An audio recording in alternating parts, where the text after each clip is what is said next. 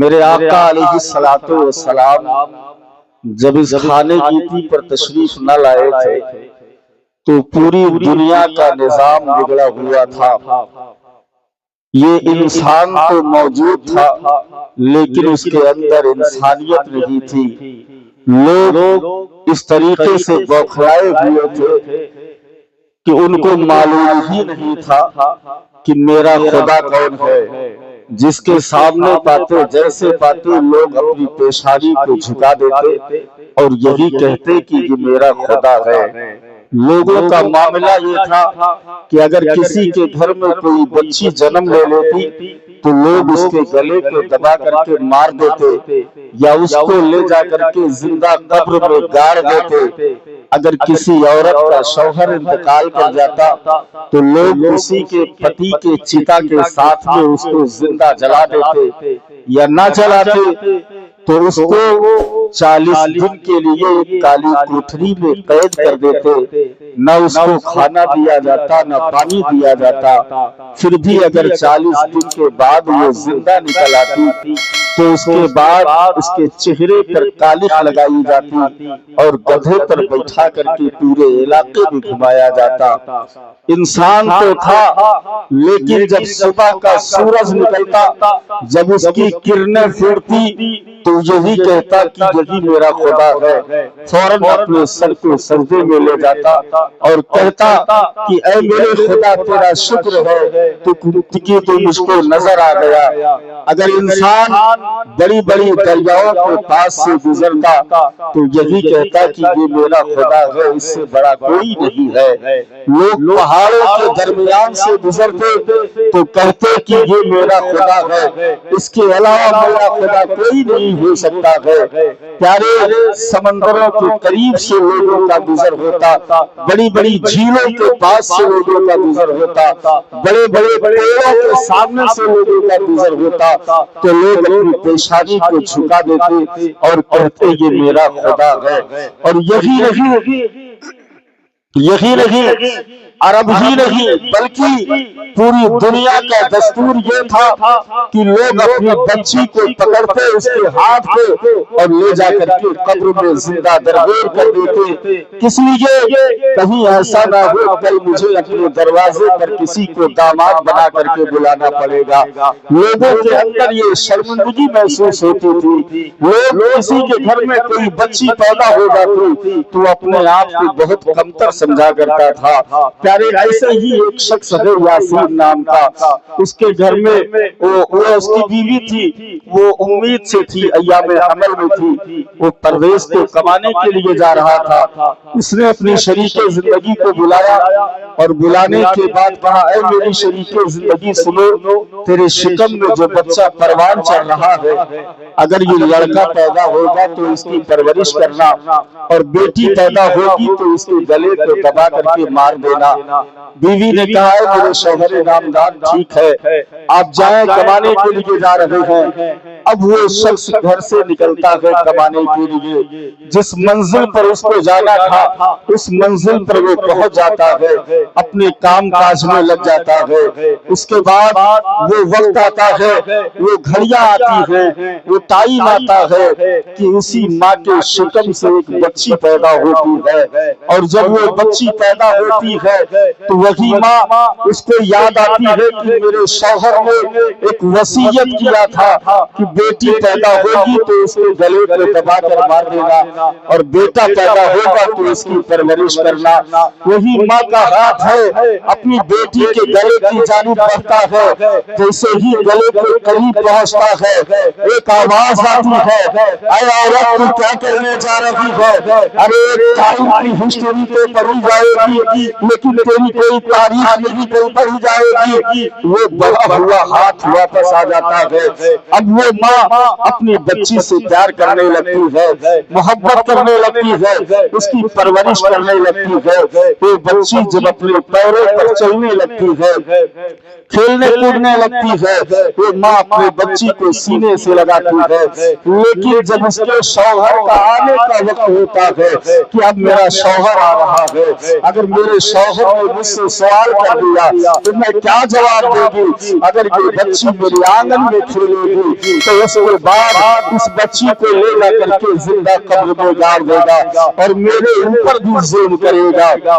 इतना कहने के बाद वो औरत पड़ोस की औरत को सेट करती है, सुनो ऐसा है ये बेटी मेरी है लेकिन माँ तुझे कहेगी, सुनो ये बेटी मेरी है लेकिन आंगन में तुम्हारे खेलेगी। नबी के आने से पहले कितना बड़ा आतंकवाद था प्यारे, कुर्बान जाइए। अब वही बच्ची है, यही बच्ची है, अपनी माँ को माँ नहीं कह पा रही है, अपने बाप को बाप नहीं कह पा रही है। उसका शौहर कमा करके आता है, आने के बाद अपनी बीवी से मुलाकात करता है और कहता है ऐ मेरी शरीके जिंदगी, ये बता तेरे शिकम से जो बच्चा तेरे शिकम से जो बच्चा पैदा हुआ वो क्या था, लड़की थी या लड़का था? तो उसने जवाब दिया पैदा हुई थी एक लड़की, मैंने उसके गले को दबा करके मार दिया है। आपके वसीयत के मुताबिक अब इतने में वो शख्स बड़ा खुश होता है कि तूने बड़ा अच्छा काम किया है, प्यारे कुर्बान जाएगी। अब वो शख्स घर में ठहरा हुआ है और वो औरत चुपके से जाती है पड़ोस में, उस बच्चे को अपने गोद में लेती है, दूध पिलाती है, फिर अपने घर को वापस आ जाती है। प्यारे ये सिलसिला कई दिनों तक चलता रहा। उसके बाद यहाँ तक कि ये मामला आया कि वो बच्ची इसके घर में तशरीफ लाने लगी, वो बच्ची इसके आंगन में आने लगी। अब जब आंगन में आने लगी तो वही औरत कहती है यासीन देखो इस बच्ची के होठ कितने खूबसूरत है, देखो इस बच्ची की पेशानी कितनी खूबसूरत है। इतने में यासीन कहता है ऐ खातून मेरी भी बेटी इसी तरीके से रही होगी। तो वो औरत कहती है हाँ यासीन इसी तरीके से तुम्हारी भी बेटी थी। इतना कहने के बाद में अब वही यासीन है उस बच्ची से प्यार करने लगता है, उस बच्ची से मोहब्बत करने लगता है। जिस तरीके से दिन गुजरते गए उस तरीके से मोहब्बत बढ़ती गई। जब औरत को मुकम्मल यकीन हो गया कि अगर मैं अपने शौहर को हकीकत बता दूंगी तो मेरा शौहर अपनी बच्ची को मारेगा नहीं, उसके गले पे दबा करके मारेगा नहीं, उसको जिंदा कब्र में गाड़ेगा नहीं। इतना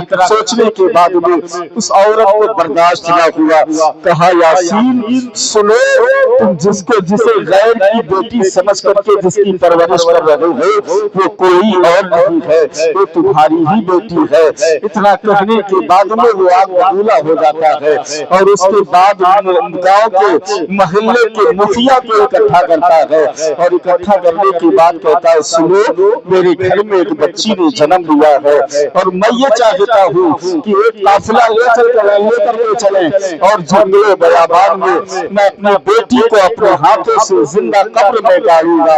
इतना कहने के बाद में पंचायत के लोगों ने फैसला कर दिया कि आज रात के सन्नाटे में तुम्हारी बेटी को लेकर के चलेंगे, जंगलों बयाबान में वहीं पर दफन कर देंगे। इतना कहने के बाद वो शख्स अपने घर आता है तो क्या देख रहा है कि उसकी बेटी अपने माँ के सीने से लिपट करके सो रही है, वो बच्ची आराम कर रही है। रात के सन्नाटे में उसी यासीन ने अपने बच्ची के हाथ में पकड़ा है, माँ के सीने से छुड़ाया है और फौरन में बच्ची उठती है। उठने के बाद में फौरन वही शख्स फावड़ा लड़ता है, बच्ची के हाथ को पकड़ता है। बच्ची ने कहा बाबा इतने रात में कहाँ लेकर के जा रहे हो? बाप ने कहा जहाँ मैं चल रहा हूँ वही तुम भी मेरे साथ में चलो। उसके बाद बेटी जवाब देती है बाबा जरा सा आराम कर लो उसके बाद चलेंगे, लेकिन बाप ने कहा नहीं अभी तुझे चलना पड़ेगा। फौरन जालिम ने बेटी के हाथ को पकड़ा है, घसीटता हुआ जंगल की जानिब चल रहा था। उसके पांव में जरा सी ठोकर लगती है, अंगूठे से खून का फव्वारा जारी होता है। फौरन बेटी ने अपने कपड़े को फाड़ करके बाप को उस बहते हुए खून को रोका है, उसके जो है उस अंगूठे में पट्टी कर दिया और कहा बाबा सुनो चलो आज नहीं किसी और दिन चलेंगे, اتنا کہنے کے بعد میں پھر بھی باپ نے کہا نہیں نہیں تجھے آج بھی چلنا پڑے گا. جب اپنی بیٹی کو لے کر کے جنگل میں پہنچتا ہے, گڈھے کو تیار کرنا شروع کر دیتا ہے. جب گڈھا تیار ہونے لگتا ہے تو اس میں سے وہی چھوٹی سی بچی اپنے چھوٹے چھوٹے ہاتھوں سے اس گڈھے کی مٹی نکالتی ہے. باپ کے پیشانی پر پسینہ آتا ہے, وہی بیٹی اپنے ہاتھ سے پسینے کو پوچھتی نظر آتی ہے. جب گڈھا تیار ہو جاتا ہے تو اس ظالم نے اپنے بچی کے ہاتھ کو پکڑا ہے اور پکڑنے کے بعد اسی گڈھے میں لٹا دیتا ہے. اس کے اوپر مٹی ڈالنا شروع کر دیتا ہے اور مٹی ڈالتے ڈالتے جب اس کے سینے تک آ کر کے پہنچتی ہے تو وہ بیٹی جواب دیتی ہے, میرے باپ یہ کس جرم کی سزا مجھے دے رہے ہو؟ اے میرے باپ مجھے اس طریقے سے زندہ قبر میں نہ مدفون کرے. لیکن باپ نے کہا نہیں, تو نے میرے گھر میں جنم لیا ہے, تیری سزا یہ ہے کہ تجھے زندہ قبر میں بغیر دیا جائے گا. بیٹی نے کہا بابا میں آپ سے کبھی پیسہ نہیں مانگوں گی. بیٹی نے کہا بابا میں آپ سے کبھی کپڑا نہیں مانگوں گی, میرے اوپر یہ ظلم نہ کرے. پھر بھی وہ ظالم مٹی ڈالتا گیا. وہ بچی اپنے ہوٹوں کو گھلاتی ہے اور ہوٹوں کو گھلا کر کے کہتی ہے, اے پروردگار عالم ہم جیسی بچیوں میں کب تک زندہ قبروں میں ڈالا جائے گا. اور وہ بیواؤں نے آواز لگائی کہ اے پروردگار عالم کب تک ہم جیسی بیواؤں کو منحوس سمجھا جائے گا. تو بچیوں نے کہا, اے پروردگار عالم بھیج دے کوئی ایسا رکھوالا, بھیج دے کوئی ایسا حفاظت کرنے والا جو ہماری حفاظت کر سکے, جو ہماری رکشا کر سکے. تو اچانک 12 ربیع النور 12 تاریخ میں دن بے شرما میرے آقا علیہ السلام کی آمد ہوتی ہے اور میرے سرکار ارشاد فرماتے ہیں, اے ڈرنے والی بچیوں تمہیں ڈرنے کی ضرورت نہیں ہے, تمہیں بچانے کے لیے محمد رسول اللہ آ گئے. تمہیں بچانے کے لیے محمد رسول اللہ آ گیا ہے. اب جب 12 ربیع الاول شریف کی 12 تاریخ آتی ہے تو اس کے بعد میرے آقا کی ولادت سے پہلے جتنی گھاسیں تھی سب کی سب سوکھی تھی, جتنے درخت تھے جتنے پیڑ تھے وہ سب کے سب سوکھے نظر آ رہے تھے. جتنے جانور تھے ان کے تھن خشک ہو چکے تھے, ساری چیزیں مرجھائی ہوئی تھی. لیکن جب میرے آقا علیہ السلام کی جس دن آمد ہوتی ہے, میرے سرکار جیسے ہی دنیا میں تشریف لاتے ہیں اپنی پیشانی کو سجدے میں اپنی پیشانی کو زمین سے لگا دیتے ہیں, سجدے میں چلے جاتے ہیں اور کہتے ہیں اللہ اکبر اللہ اکبر. اس کے بعد سرکار ارشاد فرماتے ہیں الحمدللہ کثیرا. پھر سرکار ارشاد فرماتے ہیں یا رب غنی امتی, اے رب تو میرے گنہگار امت کو بخش دے. الحمدللہ کثیرا آپ نے کیوں کہا کہ تمام تعریفیں اللہ کے لیے. اللہ اکبر کی جو صلائیں لگاتے ہیں سرکار اشارہ کر رہے ہیں, اے لوگوں سنو, حضرت آدم کو پیدا کرنے والا خدا ایک ہے, حضرت شیش کو پیدا کرنے والا خدا ایک ہے, حضرت ابراہیم کو پیدا کرنے والا خدا وہ ہے جس نے ساری کائنات کا وجود بخشا ہے. جتنے پیغمبر تشریف لے آئے سب کو اسی خدا نے پیدا کیا ہے. لیکن پیارے جب میرے آقا کی ولادت ہوتی ہے تو ادھر سرکار کی ولادت ہوتی ہے, ادھر خانہ کعبہ کے اندر 360 بت رکھے ہوئے تھے. اور جب سرکار جب پیدا ہوتی ہے ادھر جتنے بت رکھے تھے سب کے سب گرے پڑے نظر آتے ہیں. جب آپ کے دادا جان کو یہ خبر ملتی ہے کہ میرے گھر میں میرا بیٹا پیدا ہوا ہے, اتنے میں حضرت عبد المطلب ہے گھر کے اندر تشریف لاتے ہیں, اپنے بیٹے محمد بن عبداللہ کو گود میں لیتے ہیں اور گود میں لینے کے بعد کعبۃ اللہ کا طواف کرنے کے لیے گھر سے نکلتے ہیں تو کیا دیکھتے ہیں کہ ایک یہودی ہے جو خانہ کعبہ کا طواف کر کے آ رہا ہے. وہ دیکھتا ہے, اس یہودی کا بیان ہے کہ میری نگاہ کبھی حضرت عبد المطلب کی گود کو دیکھتی ہے تو کبھی کعبہ شریف کو دیکھتی ہے اور میری نگاہیں یہ فیصلہ نہیں کر پاتی ہے کہ عبد المطلب خانہ کعبہ کی جانب جا رہے ہیں یا خانہ کعبہ ان کی جانب جا رہا ہے۔ پر انہی کے امام آواز دیتے ہیں جن کے سجدے کو محراب آواز ہوئی، ان بھوے کی لطافت بلاتے سلام یعنی سردار قریش حضرت عبد المطلب ہے، جیسے ہی اپنے بیٹے کو لے کر کے خانہ کعبہ کے قریب پہنچتے ہیں۔ جب خانہ کعبہ کا طواف کر رہے تھے تو خانہ کعبہ بھی رشک کر رہا تھا کہ کوئی عام انسان آج میرا طواف کرنے کے لیے نہیں آیا ہوا ہے، بلکہ کعبہ یہ رشک کر رہا تھا کہ آج میں جو محمد بن عبداللہ کا طواف کر رہا ہوں۔ پیارے قربان بھائیو، وہی سردار قریش حضرت عبد المطلب ہے۔ خانہ کعبہ کا طواف کر کے جب آتے ہیں اپنے گھر تو یہ خبر بڑی تیزی کے ساتھ پورے عرب میں پھیلتی ہے کہ سنو سردار قریش حضرت عبد المطلب کے گھر میں ایک بچہ پیدا ہوا ہے جو بڑا ہی حسین و جمیل بچہ ہے، جو اس بچے کے چہرے کو دیکھتا ہے وہ دیکھتا ہی رہ جاتا ہے، جو اس کے اوپر اپنی نظر کو ڈالتا ہے نظر ہٹانے کا دل نہیں کرتا ہے۔ پیارے بڑے بڑے سرداران آتے ہیں، مبارکباد کی صدائیں پیش کرتے ہیں اور مبارکباد کی صدائیں پیش کرنے کے بعد میں حضرت عبد المطلب ہے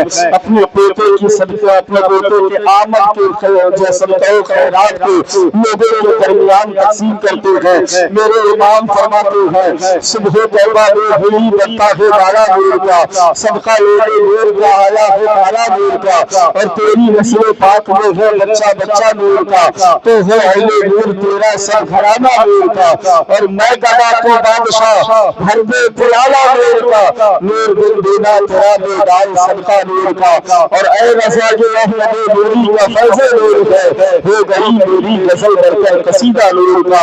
یہ خبر جب بڑی تیزی کے ساتھ پھیلتی ہے تو لوگ آ کر کے لائن لگاتے ہیں، اور لائن لگانے کے بعد جس کا جس طریقے سے نمبر آتا وہ اس طریقے سے پہنچ کر کے میرے محبوب کے چہرے کو دیکھتا، اور دیکھنے کے بعد میں نبی کا صدقہ لے کر کے وہ اپنے گھر کو چلا جاتا۔ پیارے قربان جائیے، تو ایک باندھی تھی جو ابو جہل کی تھی جس کا نام ابو الحکم تھا، وہ ابو جہل کی باندھی پہنچتی ہے اور کہتی ہے اے ابو الحکم تمہیں معلوم ہے آج تمہارے بھتیجا پیدا ہوا ہے۔ ابو جہل خوش ہوتا ہے اور خوش ہونے کے بعد میں اپنی انگلی کا اشارہ کرتا ہے، کہا تم نے مجھے بڑی اچھی خبر سنائی ہے کہ اے باندھی جا میں تجھے آزاد کرتا ہوں اپنے بھتیجے کے آنے کی خوشی دے۔ تو ابو جہل نے اپنی باندھی کو آزاد کر دیا، اور اسی عرب کی وادی میں ایک قبیلہ ہے جسے قبیلہ سعد کہا جاتا ہے، وہاں پر بہت ساری دائیاں رہتی تھی، اور ان دائیوں کا کام کیا تھا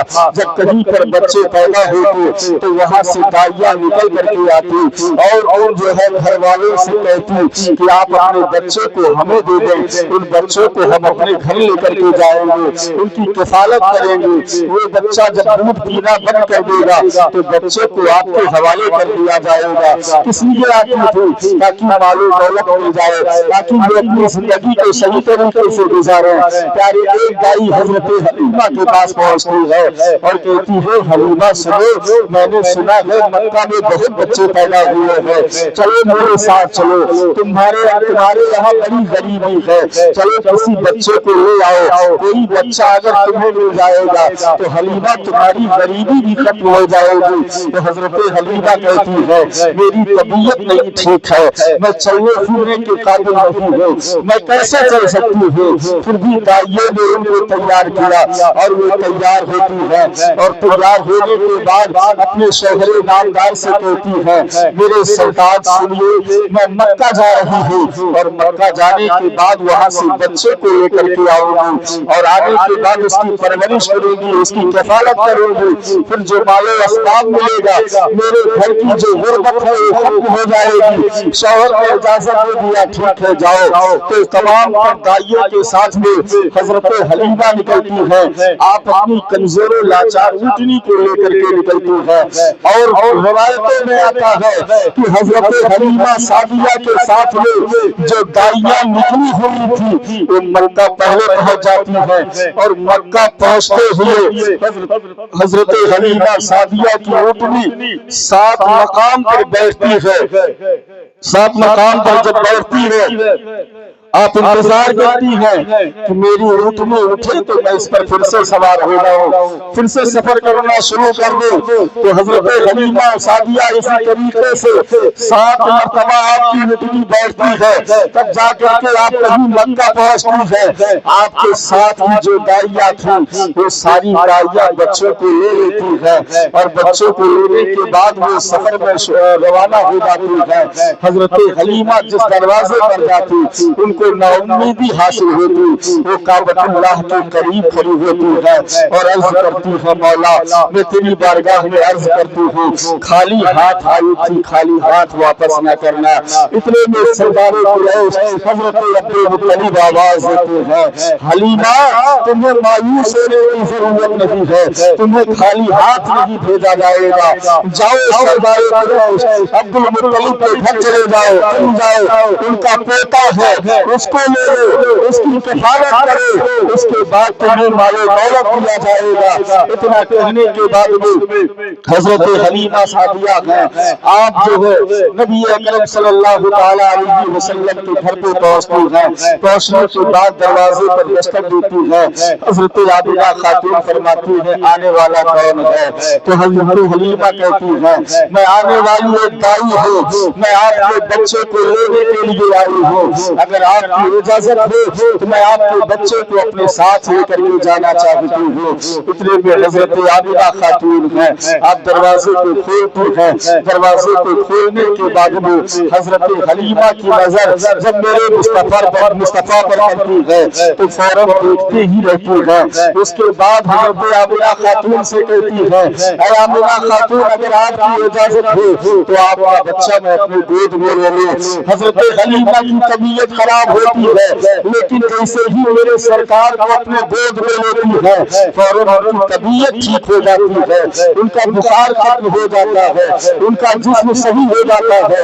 अब उसके बाद हजरत हलीमा कहती है अभी तक तो मेरे अंदर बहुत तेज बुखार था, लेकिन जैसे ही मैंने इस बच्चे को लिया है मेरी तबीयत ठीक हो गई है, जरूर बच्चा कोई आम बच्चा नहीं है। अब हजरत आबिदा खातून कहती है लाओ मेरे बेटे को मेरे हवाले करो, जरा सा मैं अपने बेटे को प्यार कर लूं। तो आपकी अम्मी है हजरत आबिदा खातून आपको अपने गोद में लेती है और गोद में लेने के बाद में सरकार की पेशानी को चूमती है, सरकार के लब को चूमती है, उनके सीने अक़स को चूमती है और चूमने के बाद में फिर हजरत हलीमा को दे देती है और कहती है ऐ हलीमा ये मेरा बच्चा आप तुम्हारे हवाले है, इसकी किफायत तुम सही तरीके से करना। अब हजरत हलीमा है सरकार को लेती है, सरकार को लेने के बाद ऊँटनी पर सवार होती है, सरकार को पीछे बिठाती है, आगे खुद बैठती है, ऊँटनी को हाँक रही है लेकिन ऊँटनी आगे नहीं बढ़ रही है।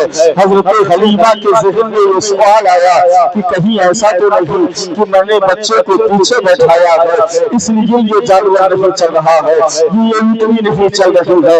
हजरत हलीमा ने फौरन सरकार को उठा करके अपने आगे बिठाया है, तो फौरन उस ऊँटनी को जब भागती है तो इतनी तेजी के साथ भागने लगती है।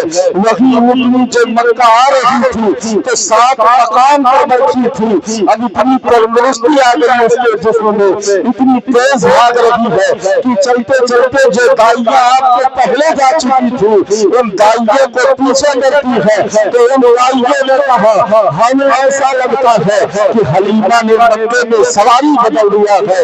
नहीं प्यारे मैं ज़हन देना चाहता हूँ हजरत हलीमा ने सवारी नहीं बदला है, अलबत्ता उसमें सवार होने वाला बदल गया है। प्यारे कुर्बान जाइए वही हजरत हलीमा सादिया है मेरे सरकार को लेकर के चली है। जब कबीले साद में पहुंचती है, कबीले साद में जब पहुंचती है तो जैसे ही मेरे आका को लेकर के घर के अंदर दाखिल होती है तो वहाँ का मामला क्या था, अगर कोई बच्चा रो ہوتا تو سرکار کے چہرے کے سامنے لا کر کے اس بچے کو کھڑا کر دیا جاتا، وہ بچہ میرے سرکار کے چہرے کو دیکھتا تو مسکرانے لگتا، اگر کوئی بیمار آتا تو سرکار کے کلوے کا بھوج دے دیا جاتا، تو سرکار کے کلوے کا بھوج دے لیتا، شفایاب ہو جایا کرتا۔ حضرت حلیمہ سعدیہ ہے، سرکار کو دودھ پلاتی ہے اور دودھ پلانے کے بعد میں سرکار کو بستر پر لیٹا دیتی ہے، آپ اندر چلی جاتی ہے، پھر آپ کے دل میں خیال آتا ہے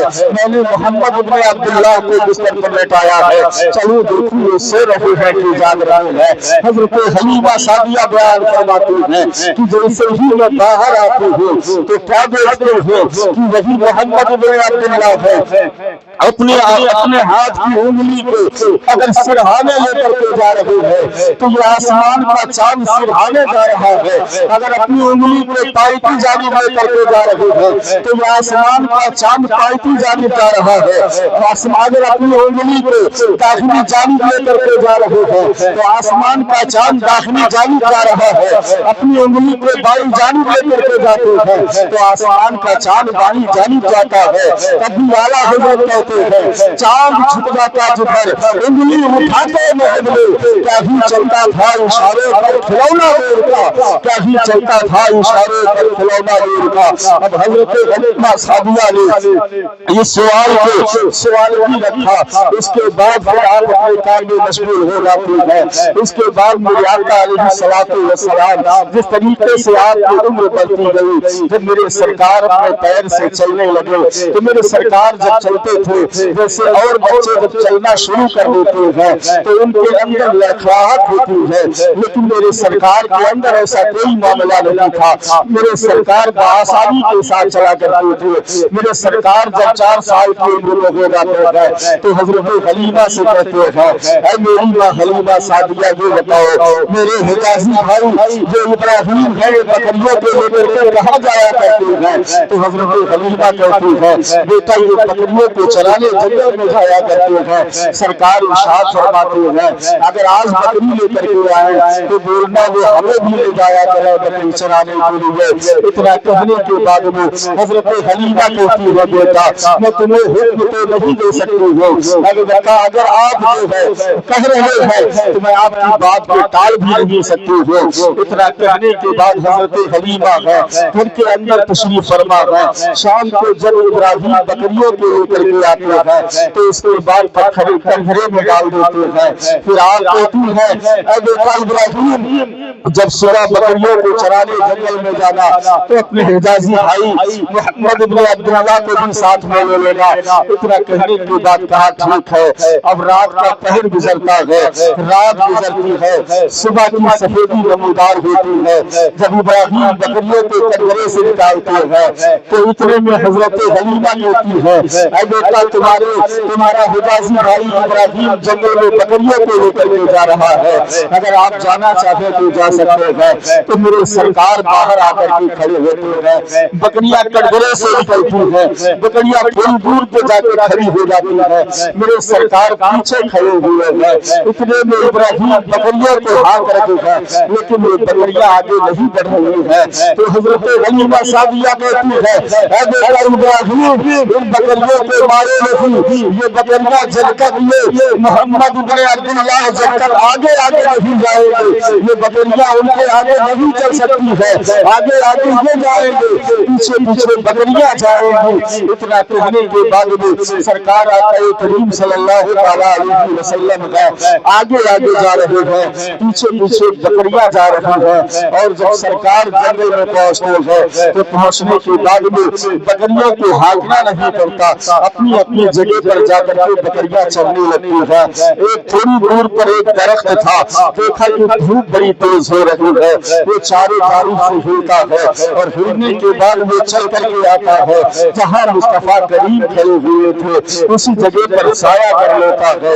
جب وہ درخت وہاں سایہ کرتا ہے تو جنگل کے جتنے جانور تھے، جتنے چرندے پرندے تھے، جتنے بھی جانور تھے، سارے کے سارے آتے ہیں اور اڑ کر کے اسی درخت پر بیٹھ جاتے ہیں، اور جنگل کے جتنے شیر تھے وہ سارے کے سارے آ جاتے ہیں، اور آنے کے بعد میں اپنی آنکھوں کو کھول دے کے میرے مصطفیٰ کریم کریم کا چہرہ دیکھ رہے ہیں تو شاعر نے کہا تھا دونوں عالم میں ہے ذیشان نبی کا چہرہ، مظہر سورہ رحمان نبی کا چہرہ، پڑھنا چاہا جو محمد نے کلام ربی، دیکھتا رہ گیا قرآن نبی کا چہرہ، دیکھتا رہ گیا قرآن نبی کا چہرہ۔ سارے جانور جو ہے نبی کے چہرے کا دیدار کر رہے ہیں، نبی کا چہرہ دیکھ رہے ہیں، لیکن ایک دن اچانک کیا ہوتا ہے، میرے سرکار جب جنگل سے گھر کو آنے لگتے ہیں تو بکریوں کو ہانکنے کی ضرورت نہیں پڑتی ہے، سرکار آگے آگے آتے ہیں، بکریاں پیچھے پیچھے آ رہی ہیں،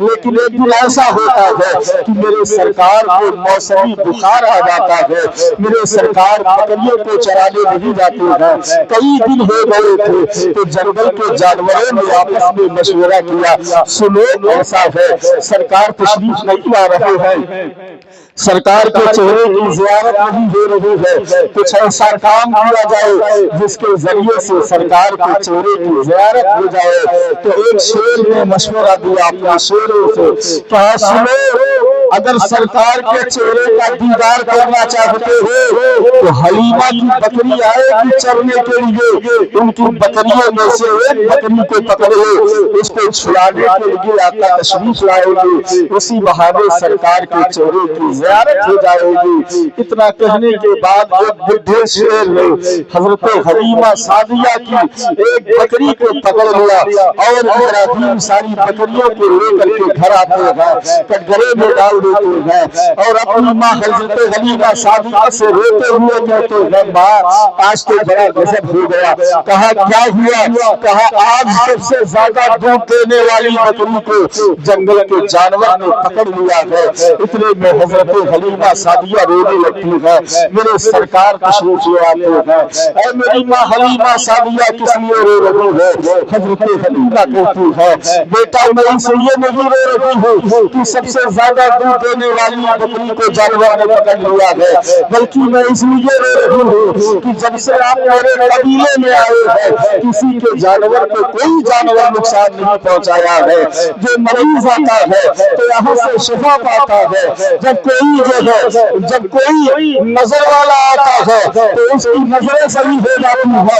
اتنا کہنے کے بعد میں سرکار مسکرانے لگتے ہیں، کہتے ہیں ماں ٹھہرو ابھی میں آپ کی بکری لے کر کے آتا ہوں۔ سرکار نبی اکرم صلی اللہ علیہ وسلم ہے، آپ جنگل میں پہنچتے ہیں اور جنگل میں پہنچنے کے بعد ایک آواز لگاتے ہیں یا ابو الحارث، تو جنگل کے جتنے جانور تھے سارے کے سارے جانور آ کر کے اکٹھا ہو جاتے ہیں، سارے شیر آ کر کے اکٹھا ہو جاتے ہیں، چرندے پرندے جتنے تھے سارے کے سارے اکٹھا ہو جاتے ہیں۔ تو سرکار ارشاد فرماتے ہیں تم میں سے ابھی کوئی رہ گیا ہے، تو اتنے میں ایک شیر نے جواب دیا آقا ہمارا سردار ابھی رہ گیا ہے۔ تو سرکار فرماتے ہیں کہ اپنے سردار کو بلاؤ، تو اس میں سے ایک شیر جواب دیتا ہے یا رسول اللہ وہ آپ کی بکری کو لے کر کے آتا ہوگا۔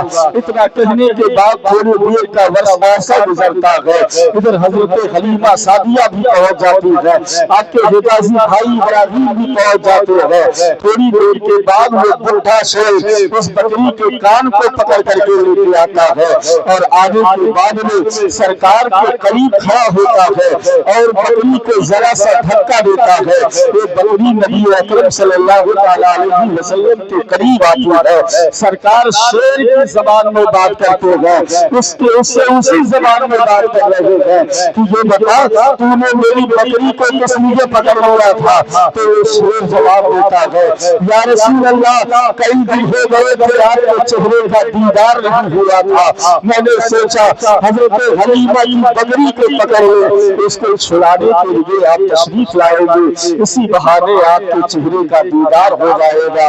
اتنا کہنے کے بعد میں وہ حضرت نبی اکرم صلی اللہ علیہ وسلم مسکرانے لگتے ہیں۔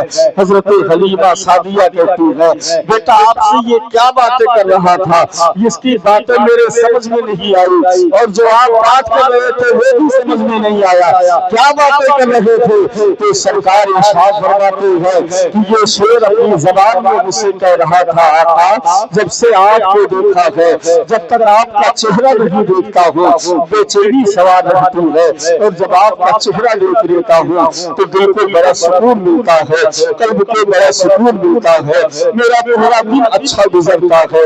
یا رسول اللہ میں معافی چاہتا ہوں میں نے آپ کو جو ہے تکلیف دی اتنی دور بلانے کے لیے. وہ شعر کہتا ہے یا رسول اللہ میں معافی چاہتا ہوں آپ مجھے معاف فرما دیں. میں نے سوچا حلیمہ کی بکری پکڑ لے اس کو چھڑانے کے لیے آپ تشریف لائیں گے اسی بہانے آپ کے چہرے کا دیدار ہو جائے گا.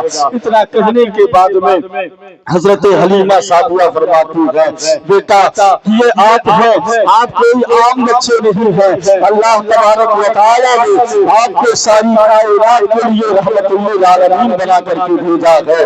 پیارے قربان جائیے میرے آقا علیہ الصلوۃ والسلام کی حالات زندگی ہے میرے سرکار کا بچپنا ہے. ایک مرتبہ حضرت حلیمہ سعدیہ میرے سرکار جب 4 سال کی عمر میں تھے تو آپ کو مکہ لے کر کے آتے ہیں حضرت آمنہ خاتون کے گھر پہنچانے کے لیے. جب آپ آ رہی تھی تو اس کے بعد جو ہے راستے میں ایک مقام پر ٹھہرتی ہیں اور ٹھہرنے کے بعد ایک شخص کنویں میں گر گیا تھا اور ایک دوسرا شخص موجود تھا وہ رسی تلاش رہا تھا کہ مجھ کو رسی اگر مل جائے تو اس انسان کو باہر نکالے. وہ بہت پریشان ہوا لیکن کوئی سرمایہ موجود نہ تھا.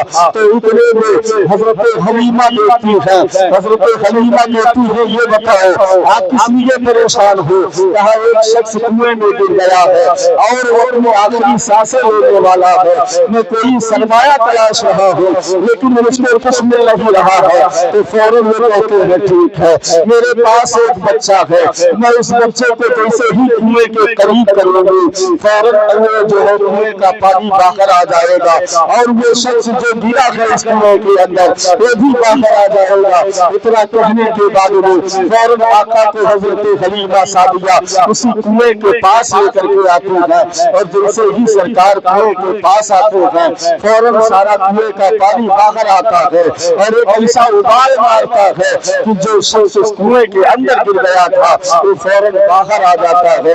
پھر حضرت حلیمہ سعدیہ ہے حضرت نبی اکرم صلی اللہ علیہ وسلم کو لے کر کے وادی مکہ پہنچتے ہیں اور پہنچنے کے بعد میں جب سردار قریش حضرت عبد المطلب کو گود میں دیا جاتا ہے جب حضرت عبد المطلب اپنے بیٹے محمد بن عبداللہ کو دیکھتے ہیں تو بڑی حسرت بھری نگاہوں سے دیکھتے ہیں بڑی محبت پیش کرتے ہیں. حضرت آمنہ خاتون ہے جب آپ اپنے بچے کو دیکھتی ہیں تو آپ کی آنکھیں اشکبار ہو جاتی ہیں اور آپ اپنے جو ہے اپنے ماتھے کی نگاہوں سے سرکار کا چہرہ دیکھتی رہتی ہیں. ایک شاعر نے کہا تھا غم حبیب کے سینے میں پال رکھا ہے جہاں نے قلب میں سوزے بلال رکھا ہے صحابی پیلے کبھی کچھ نہ ہو پانی میں میرے نبی نے ہاتھ سے چشمہ ابال رکھا ہے. مقام صحبہ میں دیکھو تو معجزہ ان کا علی کے واسطے سورج نکال رکھا ہے. استغفر اللہ ربی من کل ذنب واتوب الیہ وما توفیقی الا باللہ. السلام علیکم ورحمۃ اللہ وبرکاتہ.